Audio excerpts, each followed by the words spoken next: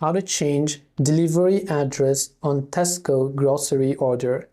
Now, if you have already placed the order and you want to change the delivery address, mind you, it is not possible. You can try to contact the delivery person and then let them know that that is not the location. But you can do so for future deliveries for Tesco delivery. So you can open your app or your browser and go to tesco.com and log into your account.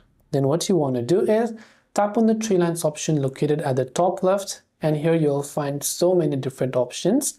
Here you can see My Account. So what you want to do is simply go to the option called My Account from the very bottom of the screen.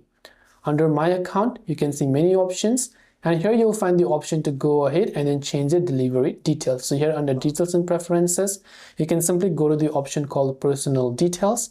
Under Personal Details, you can add your name, your phone number, email, and your default delivery address. You can tap on the Edit button and change the delivery address to the other ones. So I hope that this video has helped you out. If you have got any further questions, feel free to leave them down in the comments below. As always, thank you for watching till the very end of this tutorial, and see you soon in our next video.